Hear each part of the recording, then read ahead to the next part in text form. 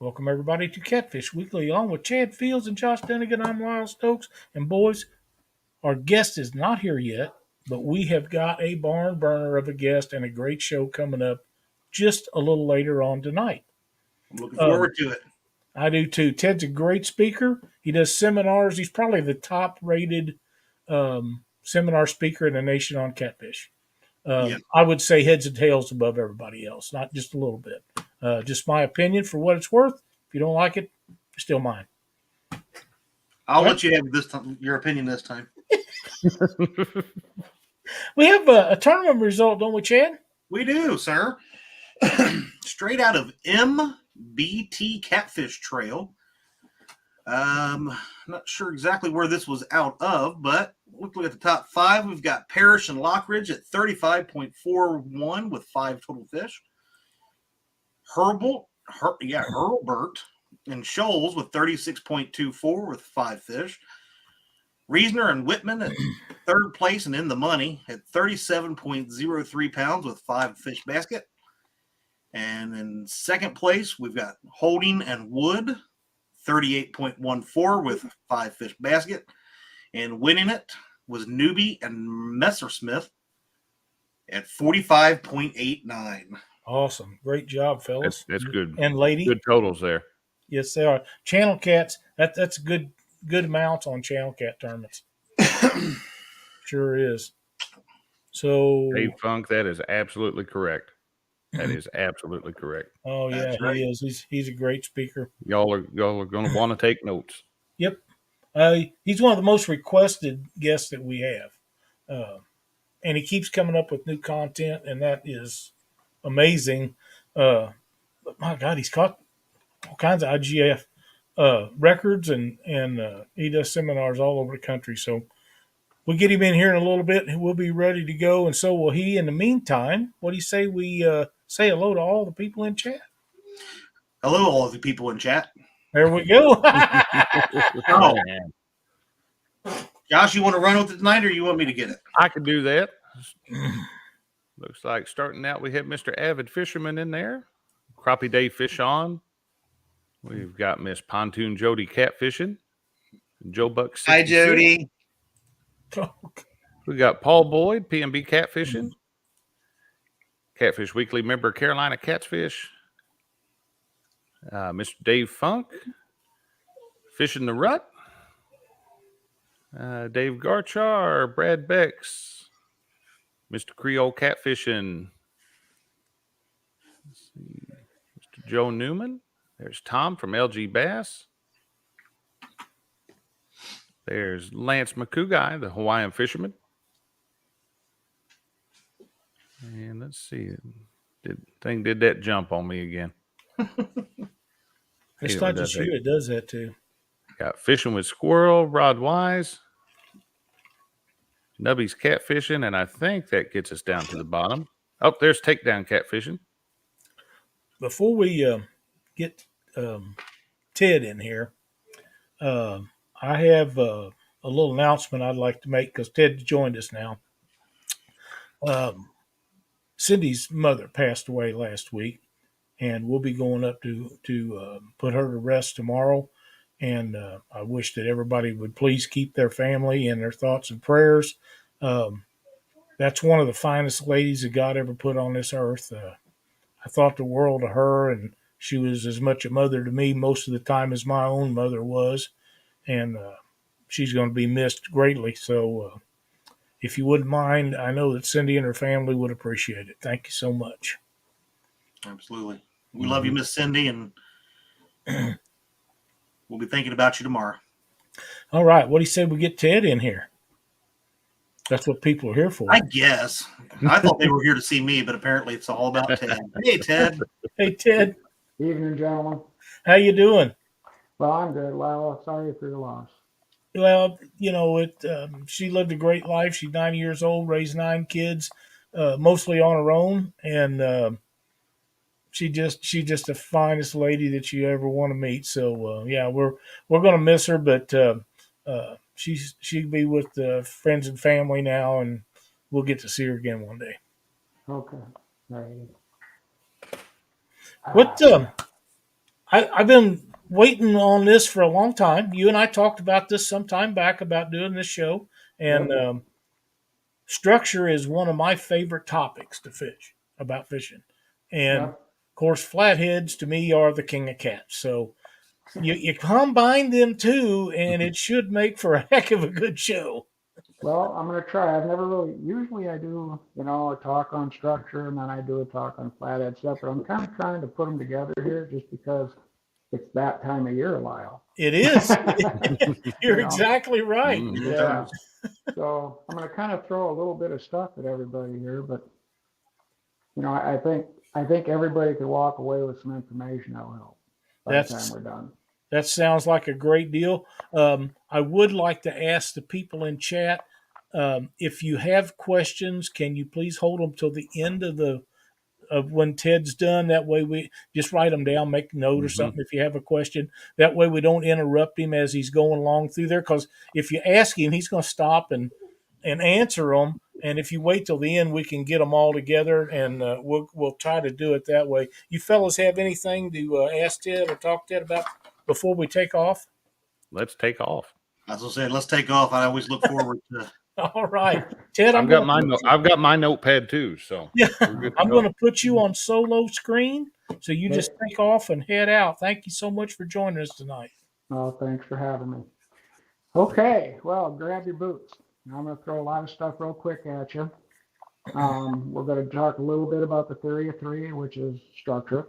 So we're going to talk about flatheads and try to combine them. We kind of discussed that a little bit already. As you know, with anything you do in life, the more information you have, the better decisions you can make, right? Okay, well, that's what we're going to try to give you here tonight. Flatheads are a little different than a lot of cats, than the other cats. And a lot of people have a tendency to think that, well, they're hard to catch. I don't like this. It's not that they're so hard to catch. It's just that they're different. They are definitely an individual. So to start with, I think I'm just going to tell you what we're going to cover real quick. We're going to talk a little bit why people think they're hard and how to get away from that. They're the most unique predator there is in fresh water. We're going to understand something about the seasonal and yearly patterns. This has to do with high sight fidelity. This is important to you as a fisherman to understand what these fish are doing. Flatheads, fortunately for us, have 2 or 3 bad habits that they can't stop doing. I'm going to point those out to you tonight and tell you how to use those. Okay? And for those of you that are fortunate and have a body of water that is loaded with flatheads, and you're kind of thinking, well, I can catch 10 flatheads a night where I fish. Well, God bless you, you're very fortunate. That's right. You are, but it's not that way up here. And also, this information has a really strong aspect that helps even those types of water. If you play this right and you understand the structures, you will consistently target bigger fish, okay? Like anything in nature, any species you look at, mammals, fish, reptiles, whatever, the bigger creature will work the best territory. That's just the way it is. So if you understand what the best territory is, without even trying, you're zoning in on the bigger fish, okay? So even if you got great water, lots of, those 10 to 15s, that kind of thing, if you're looking for the 30, 40, 50s, this stuff will help you get there. Okay, so listen in on it. High sight fidelity.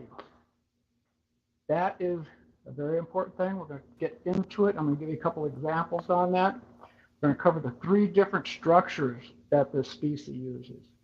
And this is important because the different types of structures, they should and will dictate the time of day that you should be fishing on them and what happens at different intervals, okay? And this is called the deal period. The deal period is a 24-hour feeding process. Or actually, it's a 24-hour living process for the species. It's very predictable, okay? If you understand it, you can target these fish 24 hours a day. And most people don't think you can do that, but you can. Okay, if you go to them, they won't come to you all day, but you can go to them. And you can, in fact, in the end, make them come to you, and we'll tell you how to do that.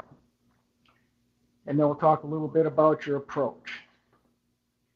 Okay, you need, as we're getting to it, you got to understand your fish, right? Okay, to consistently catch these fish, you need to specifically target them. Most people that fish catfish started out fishing channels, maybe blues. These are not the same creatures. I'm not saying you can't throw a night crawler in the water and catch a flathead. You can. But if you're looking for trophy flatheads consistently, you need to target them specifically. Again, the most information or the more information you have, the better off you're going to be. The flathead's a predator. Okay? I prefer live bait. Yes, you can catch them on artificials. You can catch them on cut bait. You can catch them on a night crawler. But if you're looking for a 20 or 30 pound, 50 pound fish, you're going to want to use a live fish bait. I'm not going to talk types of fish bait because different states obviously have different laws. Okay, like up here, there's some fish we can use, some fish we can't. So we're kind of limited. So I'm not going to talk types, except maybe I like green-eared sunfish the best. Okay. If not the most structure-oriented freshwater fish, it is definitely one of the most. Okay, so let's start with the high sight fidelity. That and the deal period are the two most important things you're going to come up with. Missouri did a research tag and track situation on the Missouri River. Okay, now this is going to be the high sight fidelity. What that means is these fish like to go back to certain areas, and this will help you when you're trying to pick your body of water to fish and where to go on that body of water, okay? By doing a little bit of research. Anyway, Missouri did a tracking thing on the Missouri River, south of South Dakota, down in the open water, no dams to stop the fish. They were tracking fish back and forth. The fish could have traveled 200 miles in either direction, okay? They didn't. They could have. This has prompted, well, actually, okay, most of the fish traveled from 25 miles one direction or the other, or less. A few fish went 50 miles. There was one fish that went 100 miles. Now, I kind of question, was he put in a live well and transferred for videoing or photography, or just caught him and then let him go? I don't know. But one did. That was out of 400 and some fish. One fish traveled 100 miles. So this prompted Missouri to make a statement that it could be possible to create 25-mile sections of river and turn them into trophy waters because the fish stay within that system. It's kind of homebodies, okay? And this is what high sight fidelity means. They are homebodies. They like to come back from, just like salmon up in Alaska. They go out to sea for 3 years. At the end of 3 years, they come back to the shores and they go up the creeks. And they can be 100 miles out in the ocean. They will come back to the same creek they were spawned in. Okay? So this is the same thing. There was a research done on high sight fidelity in Illinois. They had the Big River, kind of like what we have here. It wasn't the Missouri River, but we have the Missouri, the Sioux, and the Jim. And the Sioux and the Jim confluence with the Missouri River about 50 miles apart. They had the same situation. They tagged a bunch of flats in the summer, and in the fall, they backed out, some of them, most of them, backed out into the Big River, okay, for the wintering holes.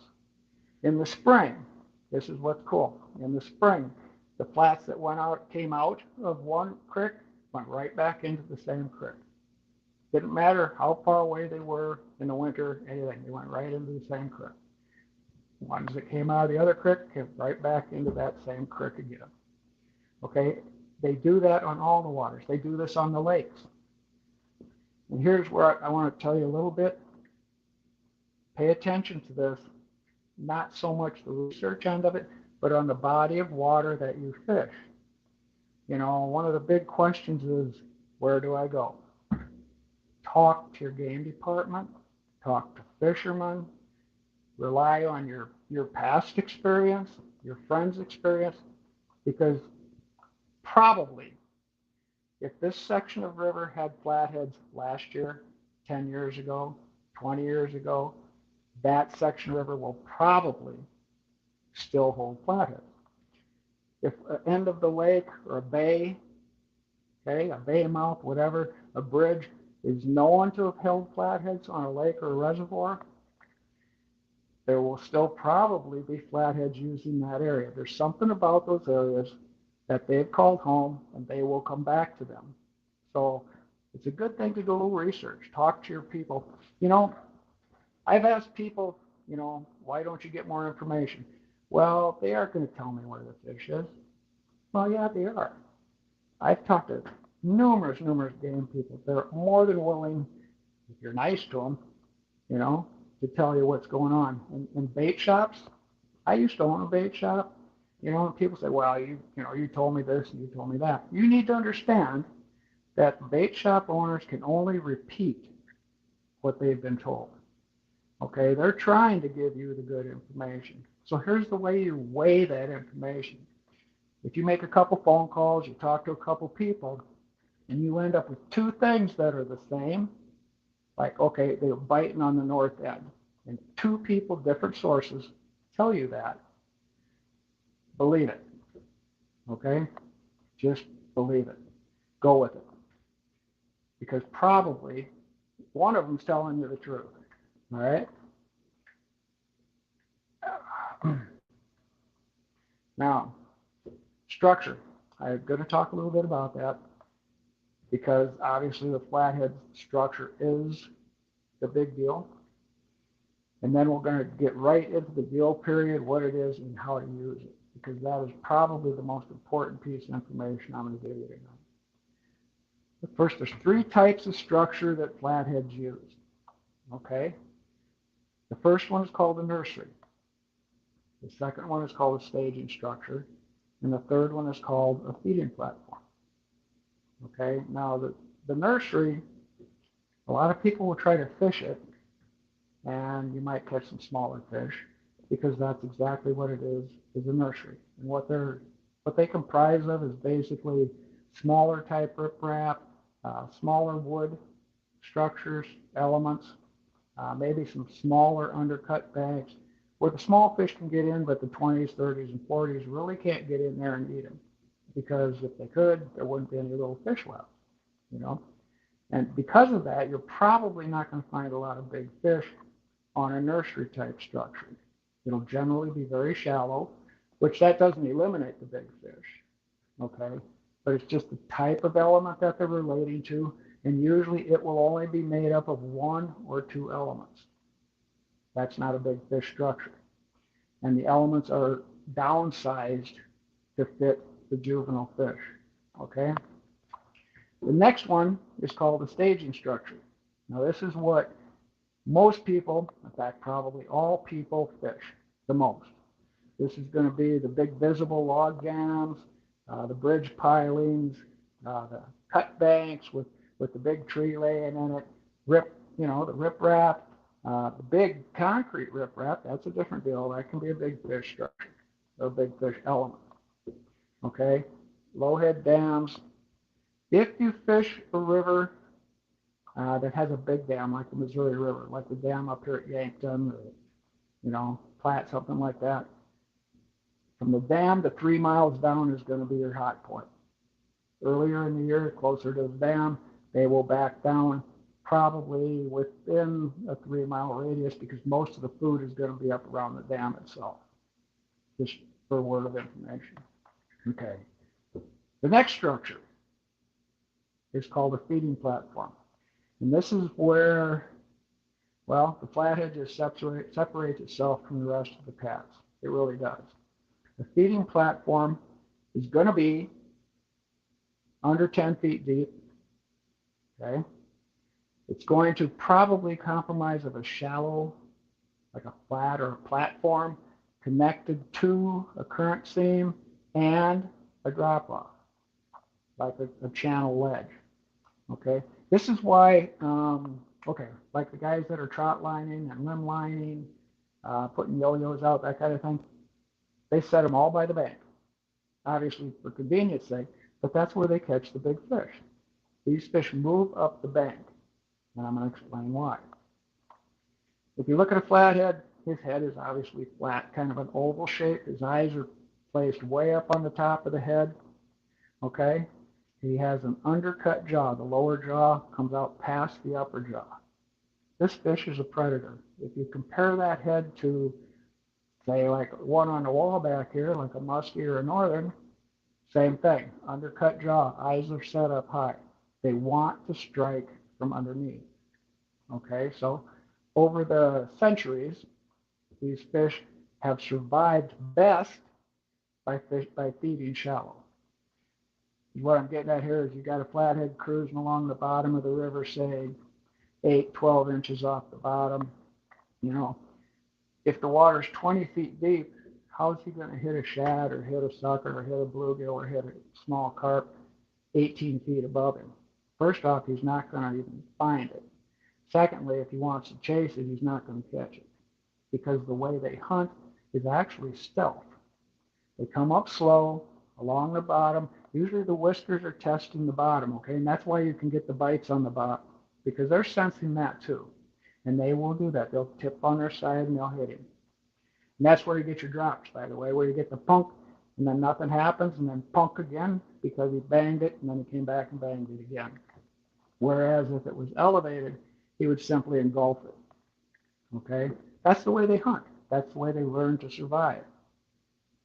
Most people make a mistake with that by looking for the deepest water. You know the old scenario where the bank fishermen are cast into the middle of the river and the boat fishermen are cast into the bank, right? Look at the structure, read the water. Flats do not depend on depth. They depend on structure. And while I'm talking about that, I'm going to get into what a good structure is here in a second. But that feeding platform, that's the final end. I'll tell you how to track this, okay? We got the nursery, we got the staging structure, we got the feeding platform. Okay, how many of you have gone out at night, you put your bucket down on the bank, you put your butt on your bucket, you're upstream from a big log jam, okay? Maybe you got a couple of bridge pilings in there too. Good place, you're going to knock them dead, right? You get there a little before dark, at least I do, because I don't like tripping over stuff and falling in the river. I like to set up in the light, make sure I know where everything's at, and get a look at the water, okay? So anyway, you're all set up, and about 9 o'clock you get a bite. And you miss him, but you got a bite. We're going to knock him dead tonight. About 9:30, you get a bite, and boom, he's hooked up. He bent the rod right over. You got him. This is good. This is good. You look at your buddy and you go, ooh, we're going to get him. We're going to get him. Okay? And this goes on till, we'll say midnight. Okay? And at midnight, you get a bite. You miss him. And then all of a sudden, it's 1:30 and it quit. You know? And you look at your buddy and go, what's going on? I don't know. If your buddy's like the guy I fish with, he gets on his phone and he calls one of his friends downstream about 5 miles. Man, we were doing really good. And all of a sudden they just quit biting. And the guy down there goes, yeah, that happened to us too. The last bite was an hour ago. I'm going to tell you something. They did not quit biting. Okay? Because the next thing you're going to say is, well, they're going to start biting again about sunrise, right? And they do. You'll get some more bites when the sun starts coming up on that same log jam. But what actually happened? The fish did not quit biting. Okay? They moved. The staging structure is exactly that. It's a staging structure. It's where these flats are hanging out during the day. Okay? There's some overhead cover probably. There's some current break. Depth really doesn't matter. I've caught lots of 40s in 4.5 foot of water. Okay? With good cover, good elements, and then access to a little deeper water. Middle of the day, if you bump it off their nose, they'll hit it. That's it. It's a staging structure. The reason you're getting bites at dark is because these fish are coming out of the staging structure, okay, and they're starting to move to the feeding platform, okay, and this is where you're intercepting them. So, but why do I get bites at, 5:36 in the morning? Because the fish are coming back to the staging structure. And this is where the high sight fidelity kicks in. Again, they have tracked these fish, okay? And what they found out was actually stunning. They'd catch them during the day, on their sonars, right? And find out where they were. They'd go back later on in the afternoon, they'd track these fish. When they leave, okay, they come up, they move possibly up to 1 mile into a shallower structure. Wherever you would pick, where would the bait fish be? Below the ripple, yep. Up against a grassy bank, some brush or old root jam, something, but in shallow water where the fish can come up, low to the bottom, they can sense those fish above their heads and strike up. They're just moving. In the morning, they're coming back to you. And I'm going to tell you something that was actually just shocked me. When these fish came back in the morning, there were fish that actually landed within 3 feet of where they started the day before and settled down for the day. Okay, that's pretty impressive. That means a lot, So if you track them and follow them, say your bite quits, okay? If you have a feeding platform that you know of or something available above you, okay, you can move to that and you will intercept these fish. In the morning, if you want, the best thing to do is come right back to your log jam. If you sit at the log jam most of the night, you're going to probably want to take a nap. So here's where some people have argued with me, and they'll say, well, yeah, that kind of happened, but then I caught one at 1 o'clock, and I caught one at 2 o'clock, maybe. Okay, well, sure. You probably have some lesser staging structures below, like a series of log jams or a series of weed dikes. You're going to have some fish on each one, but there's going to be one that is obviously the best. So sometimes during the night while the fish are moving, you're going to intercept maybe 1 or 2. But if you have just a big single log jam, that's probably not going to be the case. It just doesn't. Okay, so how would you want to approach it? I would set up at dusk on a good jam or wing dike or bridge that I knew where the bank was. If I don't know where the feeding platform is, do I know which bank they're going to go up? Do I know the channel they're going to move up? And the channel you're going to want it to be, you're going to want access to the shallow water out of the channel. I know that's hard to go. A lot of guys that fish wing dikes, they walk down on the wing dike, and the first thing they do is they throw into the 30-foot hole or the 50-foot hole. And they say that's the deep water, that's where the fish are. Well, if you're looking for flatheads, he's probably underneath your feet in the rocks. He's probably not in the hole. Now, if it's a blue or a channel, that may be different. But a flat will probably, if he's moving at all, he's probably underneath your feet. That's a biggie. Okay, so now what makes a good structure? Because there is a difference, A body of water has different things in it. And those are just called elements. An element can be anything in a body of water. It can be a tree, it can be a dock in a lake, it can be a dam, it can be rocks, it can be riprap, it can be weeds, it can be anything. To find a good structure, you need to understand, you need to do some homework. This isn't like a magic wand, it's not a miracle order. It's just kind of like common sense on steroids, okay? You need to understand in the body of water that you're fishing, what are the elements, okay, that the flatheads are relating to? Is it like the waters I fish, it's going to be the channel, ledge, the current seams, and wood. And I will tell you right now, in the research that's been done, at least up here, the majority of fish 10 pounds and up are relating on structures that do contain a wood element, period. That's it. The smaller fish are going to the rock, you know, but each body of water is different. You know, you need, maybe you don't have the wood. Well, then they're going to go to the rock and the drops and possibly even the weeds. Okay? If you're on a reservoir, the shoulders of the bay mouths, you know, where the corners of the bay mouth come out and they actually make contact to the main reservoir, same thing's going to happen there. You're going to have, hopefully, at least in the best bays, you're going to have a staging structure from elements built up on those corners of that bay where the fish are probably going to hang out during the day. That's their staging area. Where are they going to go at night? They're going into the bay.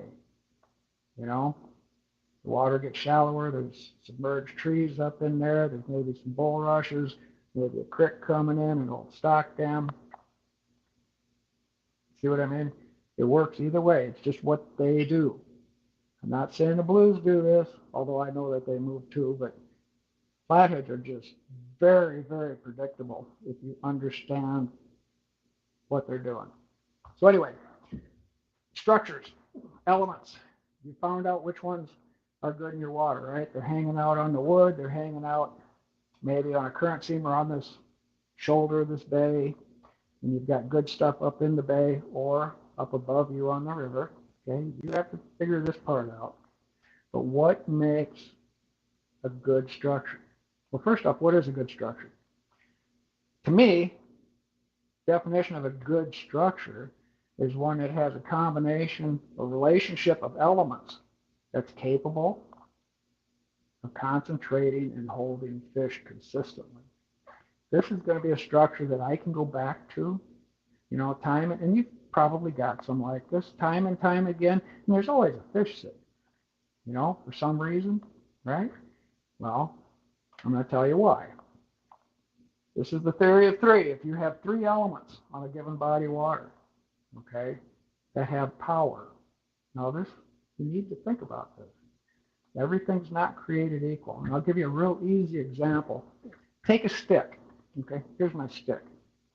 If I take this stick, it's a wood element, okay, and I lay it in the middle of the river on a sandbar, underwater, but, you know, up on a sandbar, and it's like, we'll say 12 inches long, okay? It's a nice wood element. Well, we know that flats like wood, but how much power does that stick have? Literally nothing, okay? But if you take a 30-foot cottonwood, that's a wood element. You drop it on that same sandbar, now you have some power. But there's two ways that elements, and I'm going to just say gain power to hold fish. That's the whole key. That's what you're looking for. The first way is size or mass, just like I just explained, okay? Big and bold, the element has power. If it's sitting by itself, it doesn't compare if you put it in a relationship with another powerful element for that species. See what I mean? Say we have that 30-foot cottonwood, okay? And it's laying on that sandbar, has some power, but let's just say now that cottonwood laying on that sandbar is leaning out over the river channel. You're getting the idea. See, now these fish have a choice. Now you've got some dominant fish looking at the structure. Okay, let's say you've got some clutter up on the bank that's causing a washout on the bank at the base of this cottonwood. Now you've got three elements that have some power. This structure will consistently hold some fish. I'm not saying every single day, but it'd sure be worth stopping at. You know, that's just the way it is. And I'm going to, right here, I'm going to give you an example of how strong the high sight fidelity is on these fish. If you catch, and I'll give you some bad news too, but if you catch a fish in a spot on a structure. If that structure does not change, it will continue to hold fish. Gentleman that I fish with on the Sioux River up here. Now, you need to understand that up here, a 50-pound flathead is a big flathead. We don't see many. We see lots of 20s, 15, 20s, 32, 33, 34, that kind of thing. We've got pretty good numbers.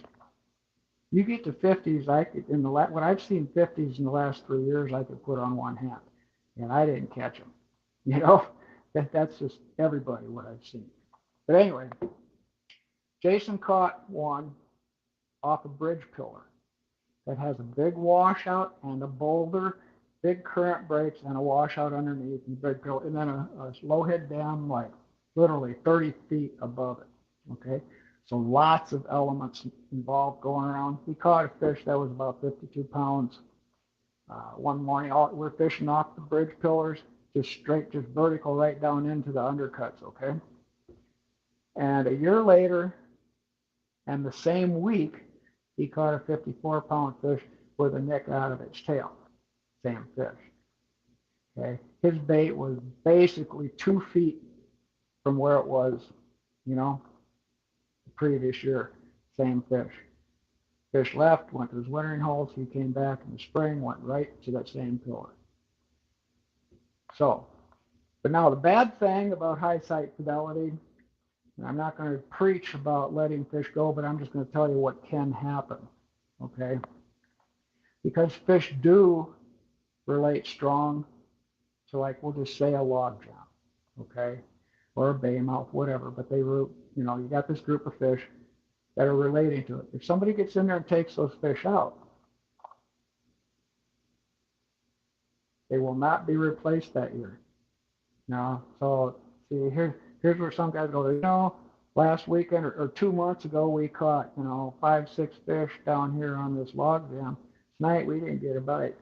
Well, I'm not saying you took the fish, but did somebody else get in there? That would be the question. Because if they do that and they take the fish out, you will not get replacements. Those fish will not move in until the following year. Then you'll get some fish that are looking for home turfs, and they'll fill that structure up again. But that same year, you're done. Okay, so you got to kind of know that. That's why you got to be a little careful with some of these areas, and don't tell everybody where your good spots are. Don't do that. Okay. Bait, wasn't going to get into a lot of it. Ooh, my favorite elements: wood, current breaks, low head dams, bridge pillars, channels, and log jams. Give me a combination of those, and big and bold. Okay? If you're fishing reservoirs, follow the wind. You don't have a current necessarily. Well, in some reservoirs, if they're running water, if the dams, you'll have a current, but as like in a lake, you aren't. But the wind creates current and does the same thing. And you need to pay attention to it, but not the day you're fishing. And that's a mistake a lot of people, they don't get. Okay? A wind is your current if you're fishing lakes and reservoirs. Okay? If you have, say, a 2 or 3 day constant wind out of, we'll just say the west. No, I don't like it. We'll say out of the north. Okay. Which is real common, in the fall, some in the spring. Okay, for 3 days, and you go, and that's say, okay, so Wednesday, Thursday, Friday, it's out of the north, it's banging on the south shore, but you go fishing Saturday. The wind's out of the south. Where are you going to go? No, you're not going to go to the north. You stay on the south, okay? Because it takes 2 to 3 days for the wind to push everything to the end of the lake, to one side or the other.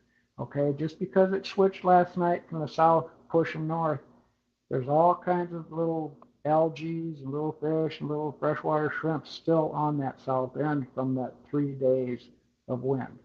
The wind is important, and you do fish, I guess you'd say, the wind blowing shoreline, but only if it, has been there long enough to push fish, to push the algae in, and stayed there long enough to hold them there, okay?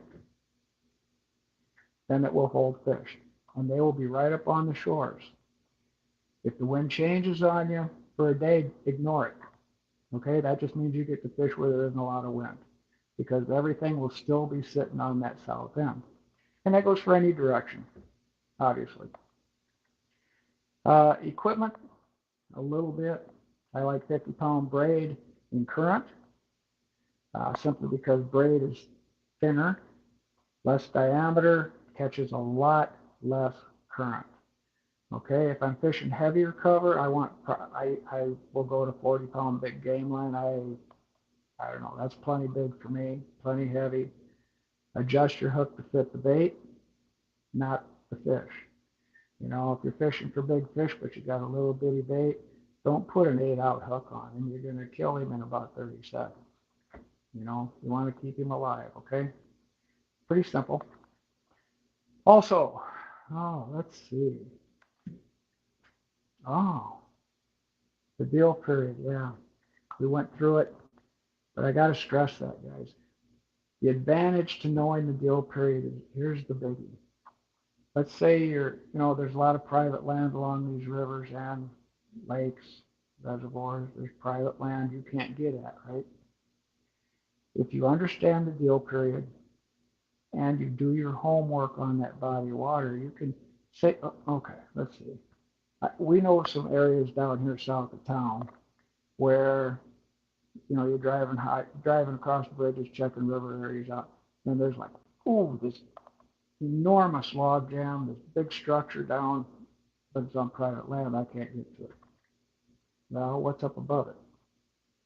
Because if there's something above that would constitute a feeding platform, you can intercept those fish coming up to the feeding platform out of that log jam up to a mile down. Now, obviously, the further away you get, number one, the longer it would take for them to move up, and probably the less fish would move up to you. But, if you got something a quarter mile down there, and it's big, but you can't get to it, but you can see the bank. Look at the bank. Look at what's in front of you. You say, yeah, they're going to go right up there. That's where the channel is, and there's that current edge, and holy cow, there's, and then there's a ripple. Intercept them. You might have to sit there for a couple hours before you start getting results, because they're not going to be big flatheads sitting there in the middle of the day, but they will come through there after dark to get into that feeding platform. And you know what I'm talking about. You've seen them where all the fish are lined up along the little ripples and stuff, and you can see them moving and skipping and stuff. Where do you think these flatheads are going to go eat? That's precisely where they're going to want to be. Intercept them. That helps you too. So think about it when you go out there. Don't just go. I mean, it's expensive to go out and go fishing. It costs me a lot of money to go fishing for a day. To me, it's a lot of money.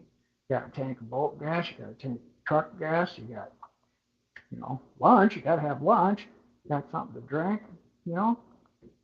And time.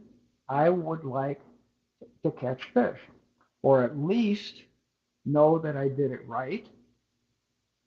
Because, well, if you don't do it right, how many times have you been fishing?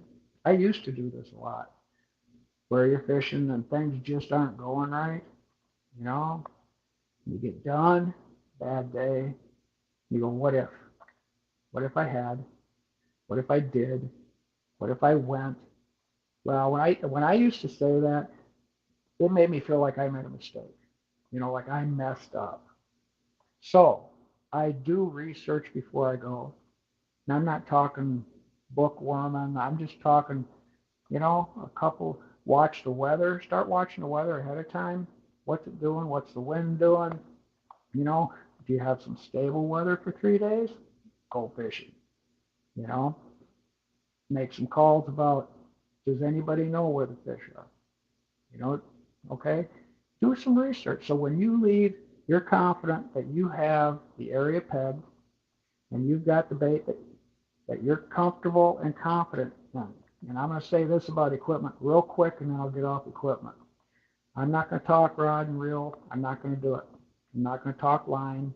Recommend. Every hook that's made can catch a fish. I'm sorry, but it can. Some are better than others, yes, but they all can catch a fish. But if you fish with equipment that you are comfortable and confident in, you will fish better. So don't change because I say use this or anybody else says use this, unless you want to. But if you have stuff that you're comfortable with and you're confident in, you will fish better. I'll guarantee it. Okay? So, Lyle, with that, I want to go to questions. I want everybody to just lay it on me. What did I miss? Man, what a bunch of knowledge was shared right there. Absolutely. Too much sometimes, I'm afraid. But Well, you know, you might be right. I have one of the things that you touched on, and I don't want to cut these other guys out because I know the guy. I know Josh. He's got questions to chat us too. The deal you was touching on about 3 miles from a dam. Is that each direction or total? south, 3 South. miles south. Okay. Well, Because downstream. Like I if you've got a big dam, you know, and you got a good current going, 3 miles. To me, it will hold the most fish. That first 3 miles below the dam, even any time of year. right. Yep. Secondary structures, that's just the hot spot. There is a few places I have found flatheads above a dam, Yep. but the Sure. majority of them are below a dam, and I think that's because the dams, especially in the size rivers that I fish and where I fish them, the dams have so much bait fish and different things that goes through them. Yep. It just spreads it out as it goes through. And the biggest flathead I ever caught was right underneath a dam Yep. at night Mine too. one night. Right underneath of it. Yep. We was parked there fishing for blues, and I put a live bluegill on, and boom, here we go. And you hated every minute of it. No, I didn't either. I love that. That was one of my favorite fish of all times to catch, and Cindy was there with me, and we had a great night. And I told my brother about it, and we went back the next night because it was so hot that year. We was going late at night. I go back the next night, my brother sat in that spot. Oh, sure. And he caught a 65-pound blue that night. So, nice fish. yeah. Yep. But we had a lot of fun.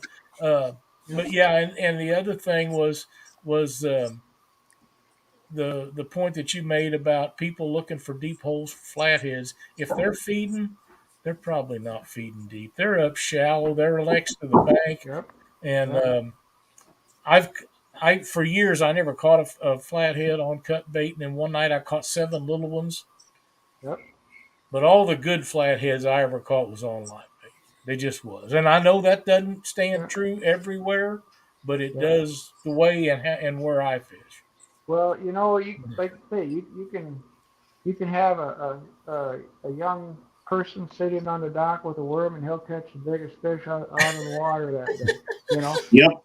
If you got a hook, in the water, you can catch. You can catch fish. Can I tell you a 30-second story? Absolutely. I was in a tournament in Nebraska. I won't say where, but in Nebraska, and on a lake. And we showed up, and of course, everybody's going, yeah, we're all set, and we're ready, and all this up talk, right? And there was this older gentleman. Now he would probably be my age, or I would be his age. But there was this older gentleman and a little boy, and they were just in a hull boat, nothing fancy, little bench seats, little old stick motor, nothing. And they went out. And fortunately, I got lucky. I had my 10 fish, but they were all small. But considering what happened that night, I ended up third. But anyway, these 2 people won the tournament. This grandpa, I'm assuming it was his grandpa, right. And this little kid, no depth finder on the boat, nothing. A bucket of bait, a couple of rods, a blanket for the kid to go to sleep. And they won the tournament with 3 fish. Every fish was over 15 pounds. That's awesome. All 3 were over 15, and just they knew the lake, So yeah, you can catch them on anything, but like you're saying, flatheads, live bait, if you're serious about it. That's That's my right. opinion. I have one Yeah. more thing that I want to talk to you about, Ted, and then I'm going to turn it over to these guys because I can see they're starting to salitate on us. You made a statement about adjust your hook size for the bait size you're using and not the fish you're trying to catch. I've tried to get that point across, and people look at me like there's something wrong with me. It's all Right. about the hook size, is all about the bait you're using. If you're using gigantic bait like I do, if I'm in Memphis catching big blues, I'm using 10-aughts, Sure. uh, 2022 Eagle Claws. They're heavy wire. Two of them in a piece of bait that big is nothing unusual for me back bottom bouncing down the river. Yeah. But if I'm flathead fishing Sure. and I'm using a bluegill that big, I'm probably using a 7 or 8-aught Yep. 197 Yep. Eagle Claw, thin wire, Yep. so I don't kill my bait. Yep. That stuff makes sense to a lot of people, but some people just don't get it. They think that flathead's mouth is that wide. You got to have a gigantic hook. That's not the case. No, it isn't. My brother lives up in Juneau, Alaska. He's been there for about 4 years now, and he catches king salmon on a size 10, not a 10-aught, a size 10 hook. Right? It depends. Now, obviously, you couldn't do that in heavy cover. I mean, No. you gotta be smart about what you're picking. That's right. But if you put a big heavy hook on a bait and it weighs him down to the bottom and it kills him, why are you even fishing with live bait? I agree. That, because I've caught a lot of. Well, okay, my channel cat hooks are 3-aughts and 4-aughts for channel cats. My flathead hooks are 7s and 8s, and that's what I use. Yep. And I've never had any trouble with fish busting hooks up. No, I really haven't either. Okay, you boys take it. I've got my points made, so you can have her. And anybody that has questions for Ted, please get them in chat so we can get them out to him. Well, I'm more than happy. Yep. yeah, we already brought one up there, Michael Mallet. What do you think about barometric pressure on fish? Yes, steady weather, steady pressure for the longest period of time you can get is the best. Other than that, I personally like a rising barometer. That's my personal opinion. But I prefer steady. I mean, if I can get steady weather for 3 or 4 days, I'm going fishing even if I got to quit jobs. It's just that kind of thing. Because the fish, everything is settled in at that point, and you can pinpoint where everything's going to be and what they're doing. They're not changing up. But other than that, I prefer rising weather. But I prefer to fish with lanterns too, so I don't fall in a river. And some people think that that's a problem, but I never spooked a fish with a lantern, frankly. So there you go.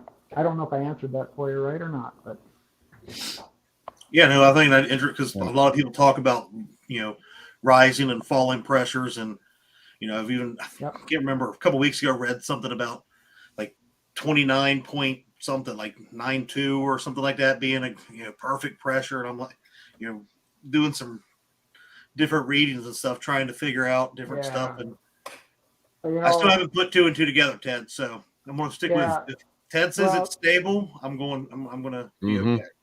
I would say stable. And as far as the number, sure, there's a difference, but you got to understand the fish have to eat, and no matter what number is, just like in the winter, the summer, the spring, everything's different.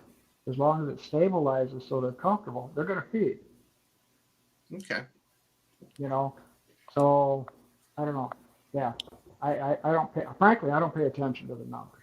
I pay attention to what it's been doing, just like the wind. What's it been doing? If it's out of the south today, but I don't care. What was it doing for the last 3 days? Because that's going to affect the fish.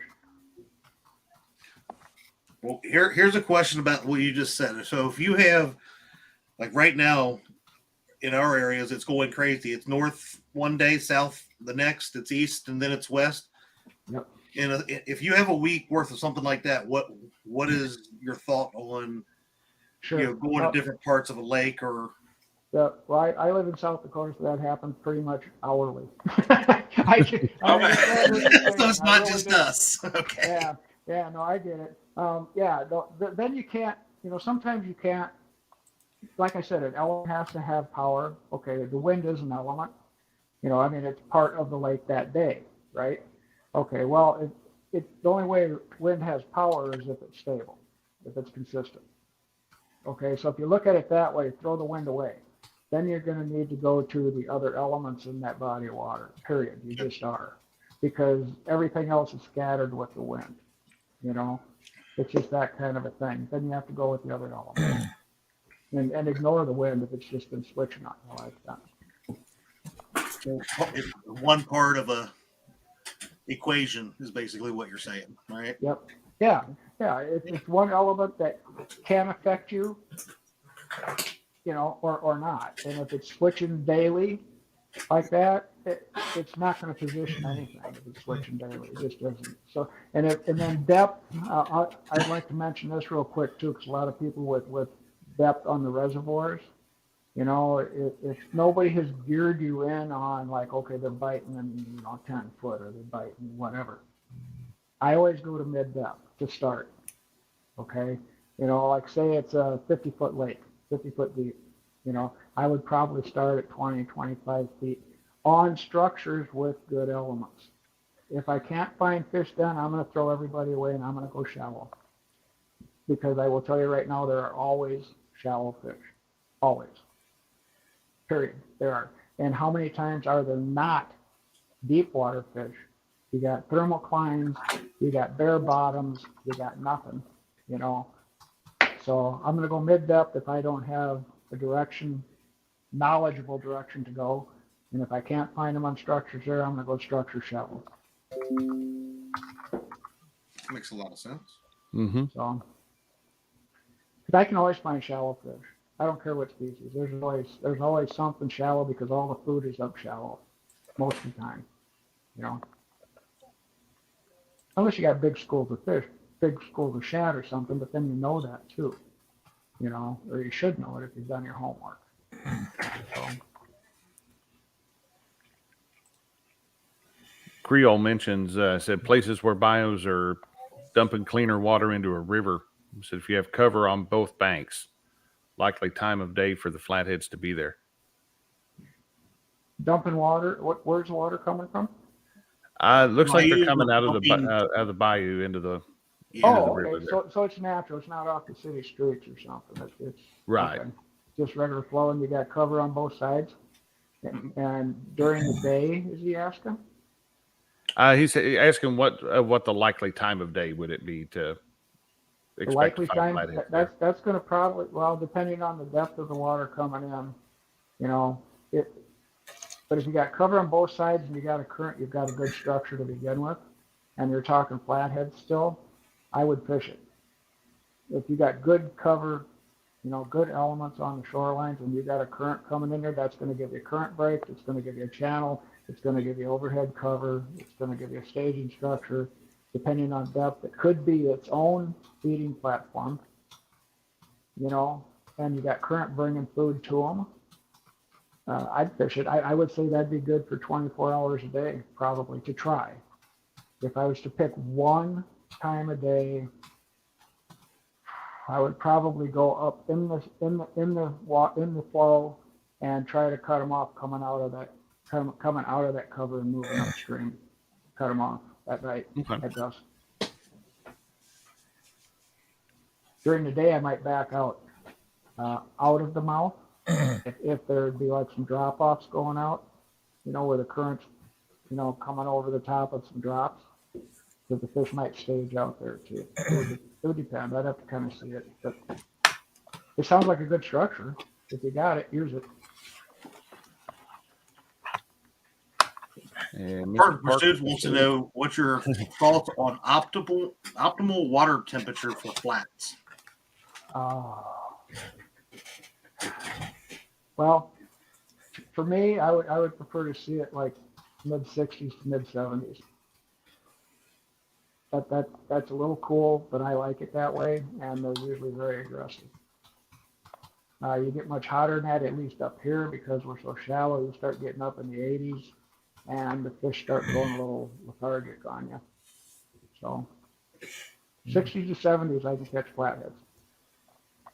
Into 70s, mid 60s, mid 70s.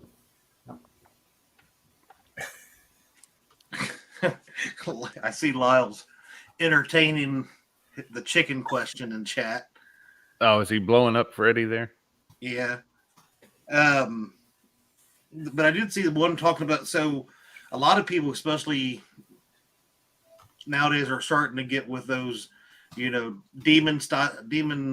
dragon style floats and stuff. Do you think those are an advantage with flathead fishing, or a disadvantage with flathead fishing?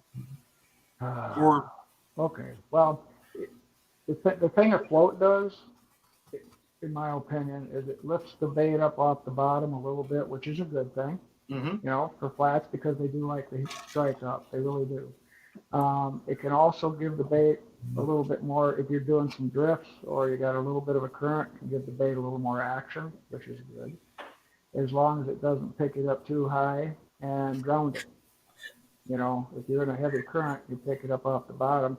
The current is quieter closer to the bottom, heavier going up. If you pick him up too high, you're going to drown him. But I think they're worth doing. I fish floats, mostly when I'm drifting. Mostly when I'm drifting, or a quiet current, like a nice, how do I say it? Quiet current, nice quiet current, nothing heavy. If I got a heavy current, I won't use floats. Jody had a question up there a while ago about. You guys had already. That's what I was. That's what we were talking about. Okay. These guys and their chicken. Oh yeah. But see, now we've got Ted wondering what the heck's going on in the chat now. Yeah. Did you ever use chicken for bait, Chad? No, I haven't. Yeah. It catch fish. It will catch fish. It'll catch small fish. People have to realize why. What's that? But if people realize why, so will beef liver and hog liver and everything else. All it is a protein content. Right. But and protein is everything. Mm-hmm. Yeah, absolutely. So and chickens have protein. I mean, it's a meat. They're going to eat it. Now, if you want to start adding strawberry shortcake and stuff to it, I personally don't want to do that. Hell, you get strawberry shortcake, you're going to track Lyle. And I know there's people that swear by, soaking it in strawberries and all that. I'd rather have just a good old chunk of meat if I'm going to do it that way. One of the most renowned guys that fish with chicken, and probably one of the most honest about what they catch and what they don't catch, is Dieter Miller. I know who you're talking about. Yeah. Dieter's quit using the strawberry and whatever flavors a couple of years ago, and mostly just uses regular chicken when he uses chicken. Sure. But I'll never be convinced that it is as good a bait as what's naturally swimming in water. You're not going to, because I've used it and I've caught fish on it, but the good fish always come off, seems to me, like on natural bait to something that's swimming in the water. At least in my area. Maybe my fish are just that much smarter. You got to think odds. I mean, like I carry prepared bait with me, believe it or not, like some punch baits, because I can carry them in the car when I don't have live bait or any other bait fishing for channels, or when I have little people that want to go fishing with me. It's very convenient. Yeah. And all that is, again, is cheese mush, which is protein. Right. Same thing. That's all it is. But you don't usually catch big fish on it because they're a little more picky, frankly. They want the fish. Yeah, they want the fish. And I'm not saying you don't catch some big fish on it, but as a general rule, you won't. As a general rule. Well, and that's it. Where's your odds? Where are you going to put your money? You don't. If it was that good, the big tournament anglers would be using it. Yeah. That's just the way you got to look at it. I mean, you can say what you want, but that's a fact. You don't see Jeff Dodd, the Massagill brother, using chicken. You just don't. Yep. Hey, Lyle, You know that 35-pound flathead that I caught this past week down at Lake Gaston. Do you know what it was caught on? I'm hoping bluegill. It was on bluegill. Yeah. Good job. It was cut bluegill though. It was on a bluegill head.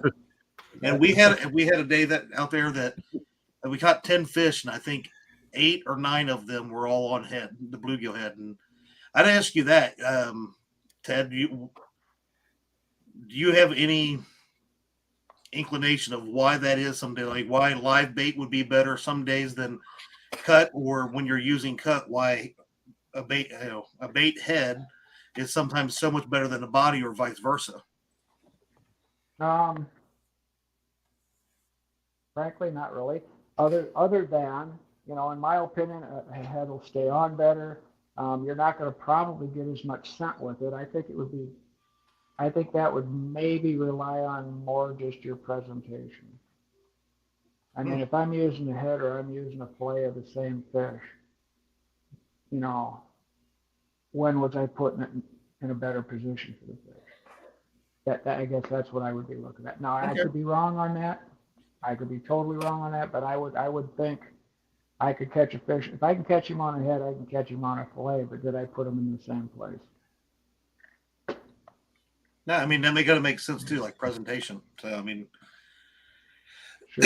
it's just weird to me some days, like I said, and it doesn't matter if it's bluegill, shad, skipjack, whatever. It's like the heads or the bait that day, and then sometimes they are not. It's all about the body. The body. And some of it might be the action. I mean, if you're fishing a current or you're drifting, a head's going to give a different action on a fillet or a cut. If you got some motion going, and maybe that's a trigger for that day. I guess I'm not going to say for sure one way or the other, because I would probably be lying to you. So, and I'll admit that. I'm not sure. I have a theory about why they like heads. Okay. The theory I have is if you ever seen one take a fish, they always try to take it head first. They do. So why wouldn't they like the head better? Yep. That's just my opinion. No, and they do. Yeah, if you watch videos of them attacking, northern pike and everything, attacking a bait fish, they always spin the head in. Always. They always try to take them head first. But then again, I watched Joey Kirby fish on a live a couple of times when everybody was taking the bait in the boat, and all he got was the tails, and he caught more and bigger fish than all the rest. So go figure, He had a better presentation, I bet. That could be. Yeah. But, he'd go to grab a piece of bait and there was nothing but tails. So he started using them and he started catching fish. So, hey, if you're catching fish, who cares? Yep. There's a good question right there. What's proper hook placement when using a headpiece? That is good. A headpiece, depending on the size, I'll either go through the lips. But by through the lips, I'm talking through the lower jaw back up through a nostril. Or if I'm using a bigger piece with a bigger hook, I'll go through both eye sockets. Now, is that anchored, or do you ever drag or anything like that? Oh, I do a lot of that, yeah. Either way. Okay. Yep, either way. Yep, I do a lot of drifting and slow troll and electric motor down, that kind of thing. So I can stay over the cover I want to stay over. Well, that's some of my favorite ways to fish. And then, my question, because I was wanting to open that question up a little bit more, what do you think? What's the best hook placement for a live bait? Good question. Depends on the current and the bait and the whole bit. If I'm in a current and the current is all the way top to bottom, I'm going to probably hook him through the lower jaw up through a nostril, because if I spin him around backwards, I'm going to ground him in 10 minutes. Mm-hmm. If I'm fishing in a lake or quiet water, like a quiet pool, I'm going to hook him just behind the anal pore, because what he will do is sit on the bottom and stay head up, just like this. Okay, so when he gets picked up back to your head, Lyle, he's going to get hit on the head and he's just going to come up. That's right. If I'm fishing kind of in between or under floats, or just frankly quiet, slow current kind of thing, with long enough leader so the bait fish can position himself head first into the current without getting washed backwards, I'll go dorsal hook, right behind the dorsal. Okay. So very good. Either way. But hook them in the front if you're dealing with a heavy current, because you'll drop. You flip them backwards, you're going to drown them real quick. It's hard to believe that a fish can drown, but they do. Oh yeah. Yeah, you'll drown them. And Ted, when you're using live bait specifically targeting flatheads, are you still sticking with circle hooks, or I know there's a lot of folks that like to move on to a J style hook for flatheads? They're going to hate me. I don't use circle hooks at all. Really? No. I personally like my style of fishing. Like I said, when I was talking, if you have something you like and you're confident in it, use it. If you like circle hooks and you're confident in them, use them. I like to set the hook. I like to feel the bite. I like to set the hook, and that's just what I'm comfortable and confident in. You can catch fish with circle hooks, obviously. People do all the time, but my comfort zone is a different hook. Yeah. I don't know if that, that's just the way it is. Yep. I've used circle hooks and I get frustrated with them, so I quit using them. I think I've missed. But see, that's probably me. That's my style of fishing, probably. Mm-hmm. And that's okay. I think I've missed a lot more flatheads than I've caught on circle hooks. That's for sure. Now blues and channels, different story. But yeah. But it just seems like they don't. Around here, our channels come in and they'll grab it and they'll take off. And of course, when they take off, they hook themselves with that circle. Sure. If we get a bite that doesn't take off, we've kind of always chalked that up to, well, we might have flathead messing with it. So sure. Well, flatheads don't always take off. A lot of times they'll just sit there and hold it. Thump. Yeah. Yep. That's it. Yeah. Yeah. A lot of times people get flathead bites. They think they're getting little channel cat bites, and it's not. That one that I caught the other day, I wasn't even going to reel down on. It wasn't even barely jiggling the top of that rod, and I finally got frustrated with it, and I reeled down, and I said, "Oh goodness, hold on, Yep. Here we go." I was like, "Wait a minute." Yeah. I've had a few bigger fish surprise me.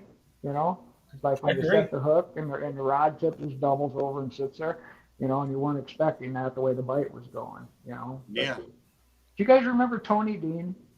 Who? At all? Tony Dean. He was an outdoor TV radio guy here in South Dakota years I ago. don't know him. I don't know the name. No, he was like a local legend, lived in Pierre, Missouri River kind of thing, and I had him on the Jim River one time fishing flatheads. We were doing a radio show live kind of thing, and I had him sitting in the boat, and he'd never fished flathead, and anyway. He set the rod. We're fishing vertical, right straight down in the log jams. This is just a cute story.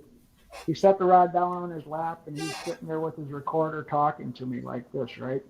And all of a sudden, the rod tip just dives into the water. The butt of the rod goes straight up in the air, and the rod goes straight down in the water. And this guy kept a completely straight face. He just lifted his head up, and he goes, "Now that was a bite, right?" And it's like, yeah. I mean, that rod just exploded off his lap, Oh man, that was a bite, right?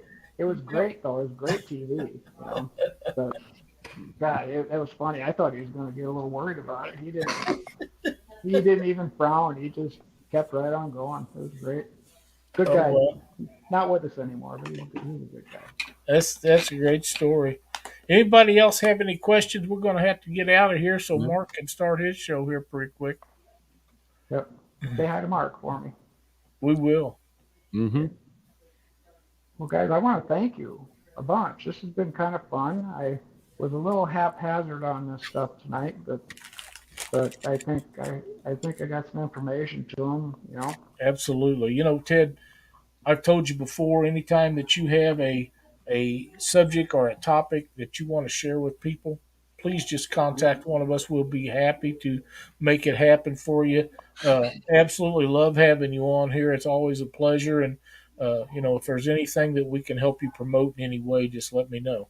Yeah. Okay. Well, we're going to have some new videos coming up on Amazon this fall. Awesome. I know we talked about it before, and then COVID hit, and we couldn't get things put together. But I think we're going to have 4 new ones coming up.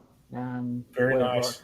So I'm kind of excited about that. I've been waiting for that for about 4 years now, so that'll be kind of fun. Well, very good. COVID knocked a lot of things out. It stopped me from doing tournament fishing as we once did it. Yeah, Um, yeah. but Chad come up with a way to let everybody in that wants to tournament fish. You can do it online now, and Mm-hmm. we can still do that. But uh, like I say, anything we can do to help you in any way, please just don't hesitate. Let me know. And I can't thank you enough. And I know the guys feel the same way about having you on here tonight and sharing so much information with our viewers. Means the world to all of us. And we want to thank you for doing it. Well, thank you guys for having me. I enjoy it. You guys are friends. That's a good thing. Absolutely. Absolutely. Gentlemen, have you got anything to share before we cut out tonight, Josh and Chad?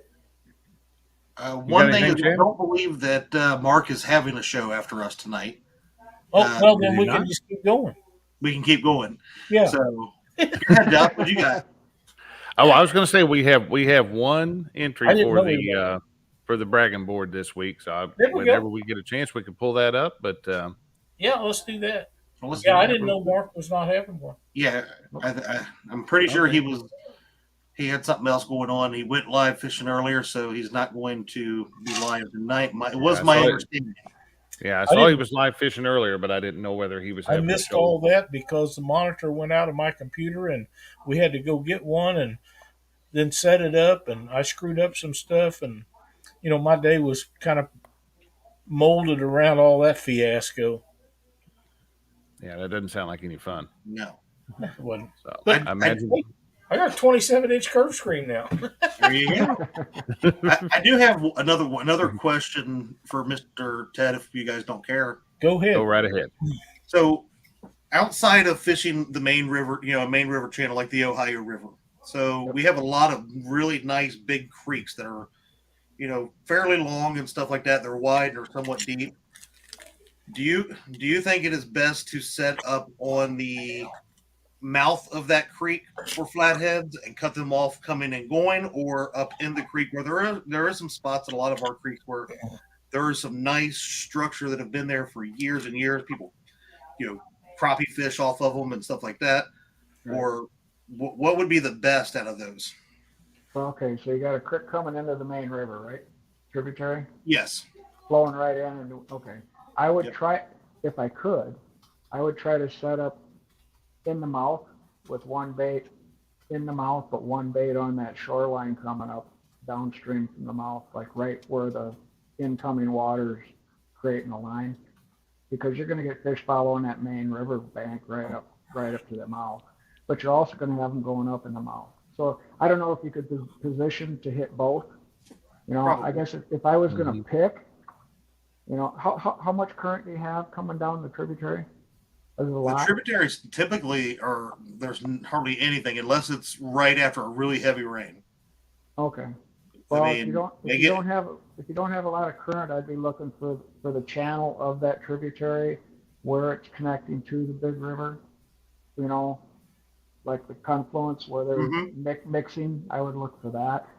If you got some current, I'd fish just on downstream current line of the tributary where it's meeting the big river. Yeah, typically the weight of the Ohio holds all that back until the river drops, and then you might get some flow going out of it where it starts pulling back down. Okay. Yeah, that's about it. Well, yeah. How deep are these? I mean, like we got 5, 6, 7. Some of 8 them foot vary.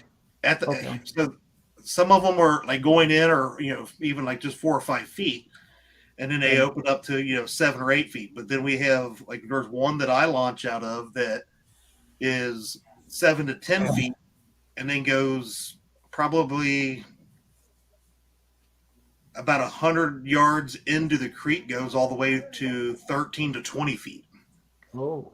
And you So got it gets cover in deep. there? You got wood in there or anything? Tons of wood. Oh, okay. Yeah, I'd go ahead and go after them. Fish it vertical up in that timber up in the where you got a little hole or something. Yeah. I'd fish vertical if I could. Just Okay. nice and easy. I like fishing vertical in wood. I really do. Yeah, and You have every to creek really that we lock- have around here is different. Yeah, And like you that, it's gotta either lock them down, no drag, because they'll back into something, and you're never going to get them. But it's really fun to drag a 30 out of a out of the center of a log jam.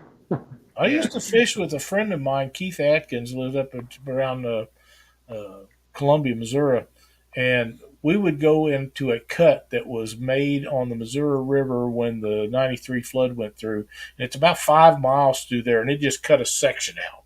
And there's a Sure. couple of big old log jams up in there, and Keith would have me pull up, and we would tie off to that log jam, and he would drop bait right down in there, and I'd Yep. fish for blues off to the side. Yep. And every once in a while, he would snag one, and most of the time, he didn't get it out. Yep. But for about 15 minutes, it was a battle royal, and it was Yeah. fun to watch. And that's Yep. before we had video cameras and different things, and it was a really cool thing. And he's the only person that I ever seen that was really successful. But man, them things was gnarly, and underneath there, you could see the structure with down imaging, and it was horrific. Yep. But Yep. he a lot of times he'd hook up with something. Oh yeah. Yeah. Well, that's their, yeah, especially during the day, that's their staging structures. That's where Yep. they're hanging out. That's where they're laying. Yeah, you're right. And if it's a big thing like that, it's going to be a big fish. And the deal with that is, if you got a 40-pounder sitting in something like that, you're not going to have a little bunch of 2-pounders sitting there. That's right. He doesn't run them off. Yeah, if I'm in a log jam and I start getting, little dinks messing with me, I'm going to leave.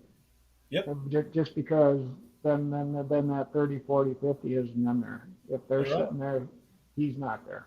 Yep, I'm moving. I'm gone. Yeah, unless I want the little ones just for fun, whatever. But right. If I'm out trying to put something on video, I don't want a bunch of 2-pound flatheads. That's exactly right. Freddie wants to know if you like sinker slides or not. Sure, if I'm using bell sinkers, sure, absolutely, they work great. They protect your knots pretty well. Depending, as long as it's the right size, it doesn't accidentally slide up over the top of your swivels and stuff. But yeah, sinker slides are good. There's nothing. Yeah, that's just a tool, another tool. Dave Funk says all 3 of the 60-pounders he's caught were in 6 feet or less of water. Good job. That's exactly right. Yes, Yep. it does.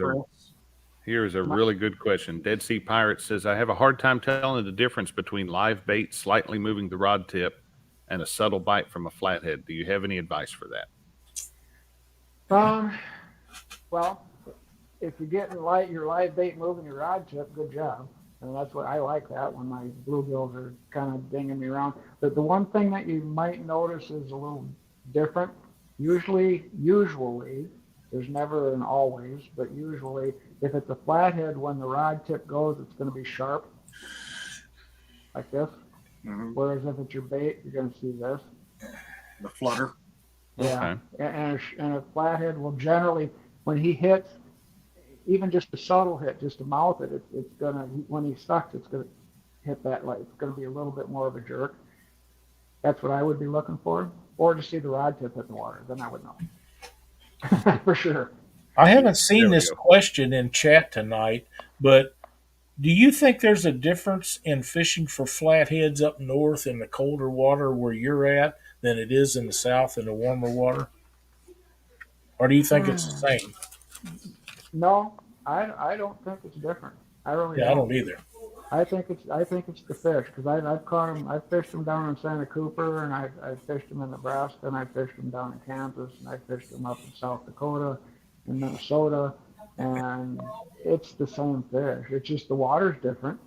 That's it. Structure might be a little different. Yep, your elements in the water can be different. The water temperatures are going to be a little different, but the fish are doing the same thing.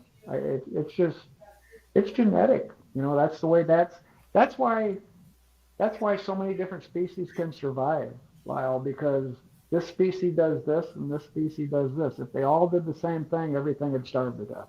Yeah, that's right. That's right. So they all have this different genetic makeup, and I think the flats are the same. I don't, wherever you go, I think they're going to do the same thing. Yeah.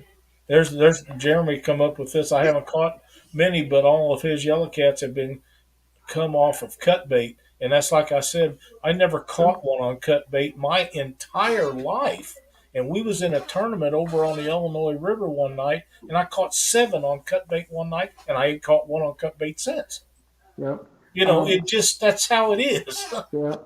Up here, in the spring, like right now when the ice goes off the rivers and the flatheads just start feeding, they'll be feeding on a lot of winter kill. Yeah. Like winter and cut bait, you can catch them when you're fishing like channel cats on cut early in the year, but I've never caught one, like midsummer on cut bait. Yeah. Well, that's the only time that I ever caught a flathead, and we was on the Illinois River, and there was no big ones, but you couldn't keep them off of it. Yeah. You just couldn't keep them off of it, and I was thrilled, Sure. And that was probably 10 or 12 years ago, and I still have never caught one on cut bait since. Yeah. And I think a lot of that has to do with the area that you're in. I know where Chad's at. Them guys catch a lot of flathead. Yeah, I catch them all summer long, even with cut bait. But here's my question with that: is, do you think the reason why a lot of people like Lyle just said, I catch a lot on live bait because typically that is what I'm using. But maybe if I am setting up for targeting flatheads, if I'm not getting bites on live bait, if I don't have the confidence in it, I'm going back to fishing for whatever, blue cats. And if I get lucky with a flathead or, channel cats, sure, I'm sticking with that. Right. Do you think it's sometimes a confidence thing where people aren't, or even how they're setting up to not just the boat position, but their rigs, right? Setting up their rigs for catching flathead. I think it would be like if you're fishing a float with cut bait in a current, then you got a cut bait out there that's swimming around basically. So yeah, your thing there. I think a lot of it maybe like what Lyle was talking about would be the competition factor. Like those little fish were in a pocket where they wanted something to eat and they were going to take whatever they get their mouth on. I agree. And you get in some of the lakes down south where there's, huge numbers. You got a competition factor going. Up here, flatheads are few and they're scarcer. And so their food source is pretty easy for them to get a hold of. So I don't know. Like Lyle, when you said that, I thought, well, evidently you had a pocket. Yeah. Near a nursery, and you had a whole bunch of little fish that were hungry. I agree, but in a tournament, you'll take every one of them and call what you don't use. Yeah. We sat there and fished for them for a long time, and then we moved because we had to get into something that was bigger. Sure. Yep. Freddie wants to know your favorite fishing rig for lake to fish lakes with very little current and not much structure. For flathead. It'd be a slip rig with a belly hook, green ear sunfish probably. Just a slip, 10, 12 inch leader, single hook, egg sinker. Yep. Enough sinker to peg the bait down to the bottom so he's not messing around and getting hung up in something. And I'd belly hook him to let him get his head up off the bottom and move around a little bit.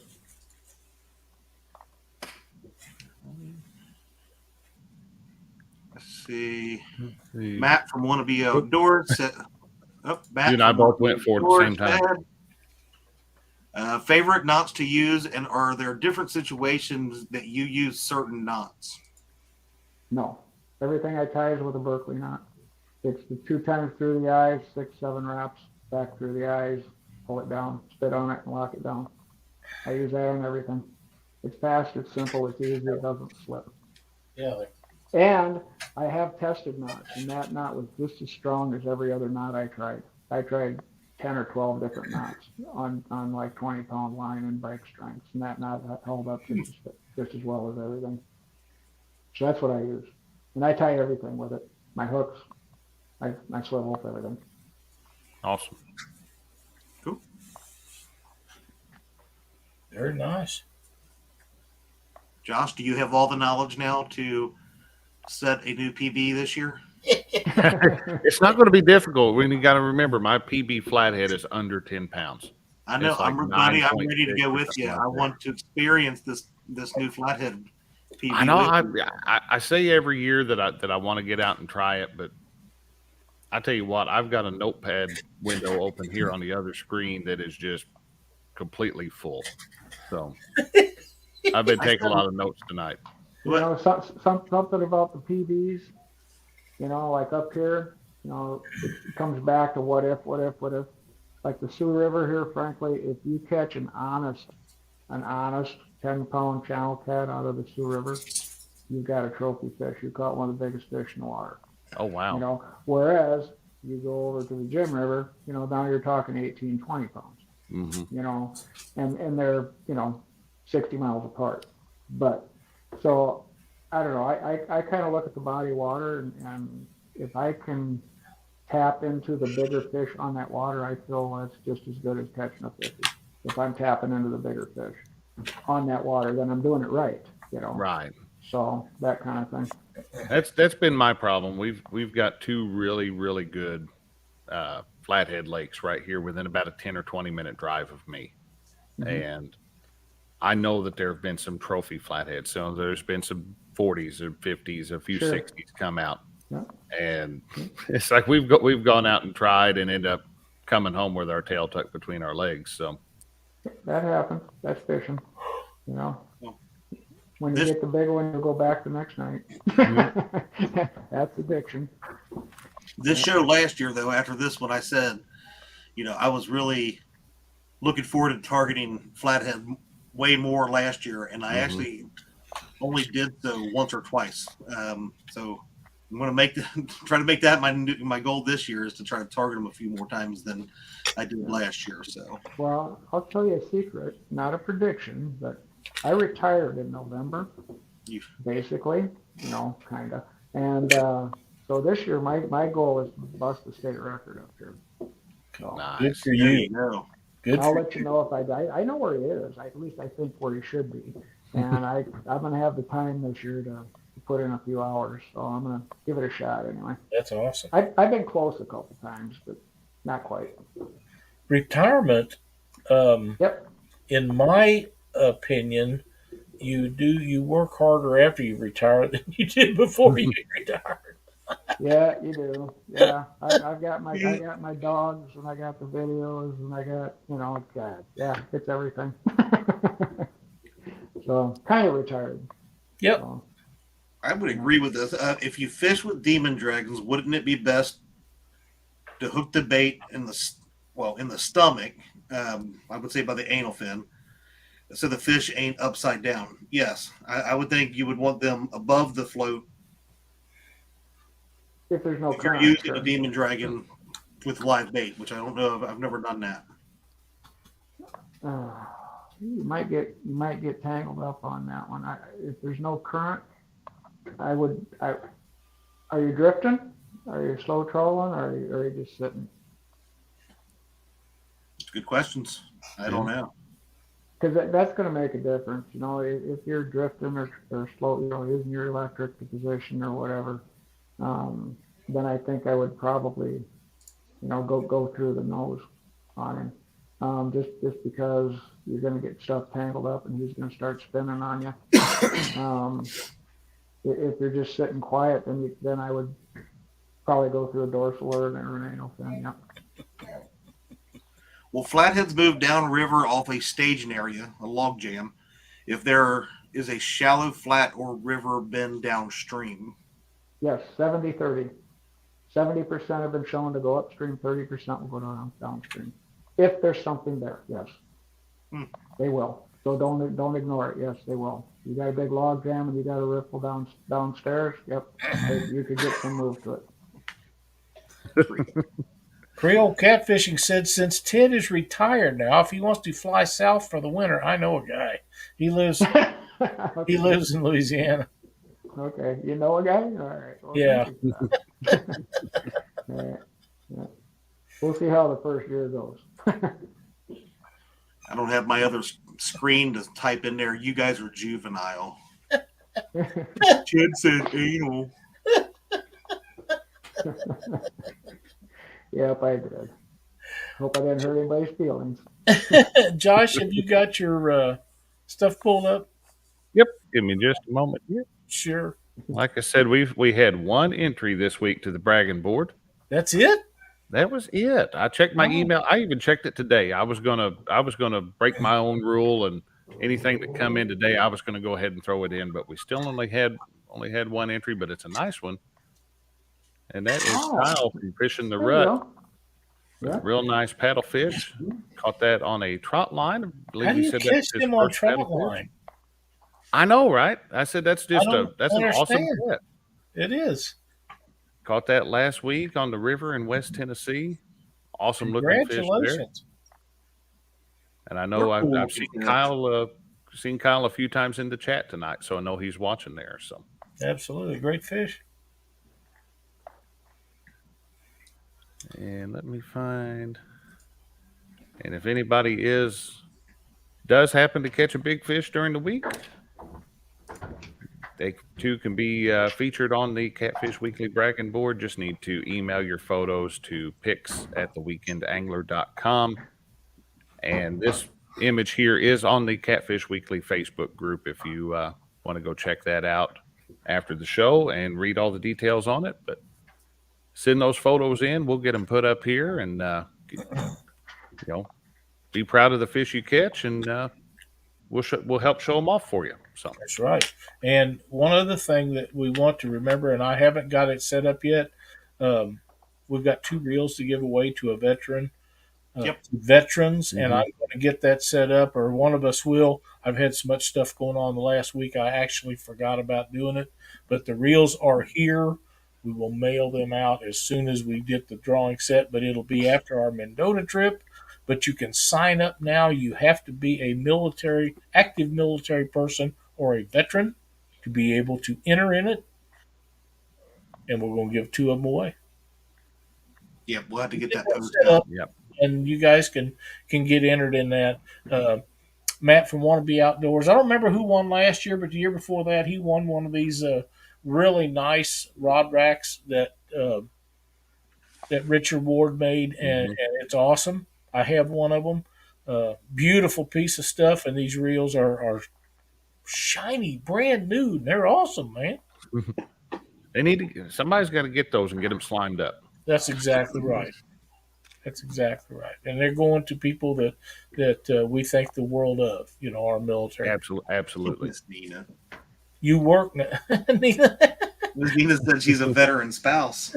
Well, but yeah, they go to our military people, and that's you just don't get no better than that when people donate stuff for that. Really don't. Ted, I can't thank you enough for everything you do for us, and jumping in here tonight and helping teach people how to catch more and bigger fish. That's what our show was started about, was helping people catch more fish. But the things that you shared with us tonight will not only help you catch more, it'll help you catch bigger fish. Mm-hmm. Hope so. Yeah. Hope it does. Send the pictures. Yeah, that's exactly right. Yeah. And you guys post them up on Josh's board there. Yeah. We'll be happy to share them out. Guys, you got anything else to go over tonight? No, I just want to thank Ted, like you said, Ted. I always look forward every year that you've done this. I look forward to the information that you give, and I think this is the 3rd or 4th one that I've listened to, and I'm still learning stuff from you. So I appreciate you.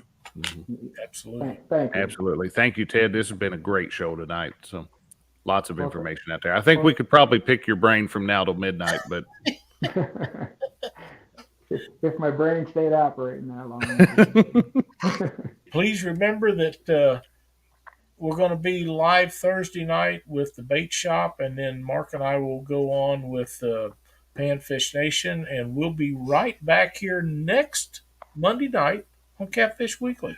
Thanks everybody for watching, and we will see you then. Have a great have week. a great week, y'all. Thanks, guys.